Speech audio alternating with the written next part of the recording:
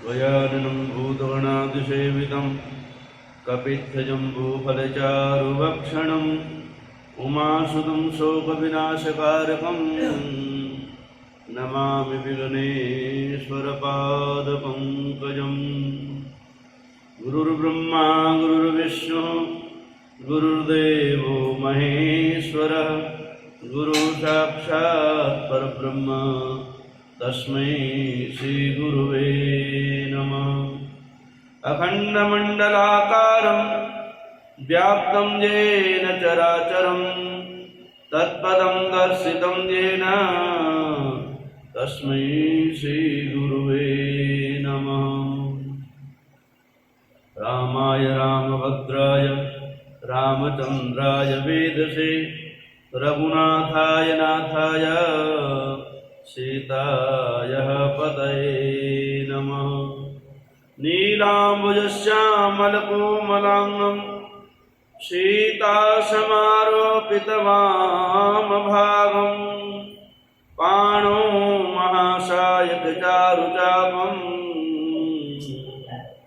नमामि रामं रघुवंशनाथम्। सर्वमङ्गलमङ्गल्ये शिवे सर्वार्थसाधिके शरण्ये त्र्यम्बके गौरी नारायणी नमोस्तुते। जयन्ती मङ्गलाकाली भद्रकाली कपालिनी दुर्गा क्षमा शिवा धात्री स्वाहा स्वधा नमोस्तुते। कृष्णाय वासुदेवाय हरे परमात्मने प्रणतक्लेशनाशाय श्रीकृष्णाय वयं नुमः। मूकं करोतु वाचालं पङ्गुं लङ्घयते गिरिं यत्कृपातमहं वन्दे परमानन्दमाधवम्। मनोजवं मारुततुल्यवेगं जितेन्द्रियं बुद्धिमतां वरिष्ठं वातात्मजं वानरयूथमुख्यं श्रीरामदूतं शरणं प्रपद्ये। श्रीरामदूतं शरणं प्रपद्ये। आत्मा त्वं गिरिजापते सहचरा प्राणा शरीरं गृहं पूजाते विषयोगोपरचना निद्रा समाधिस्थितिः संचारः पदयोर्प्रदक्षिणविधिः स्तोत्राणि सर्वा गिरो यद्यद् कर्म करोमि तद्ददखिलं शम्भोस्तवाराधनं।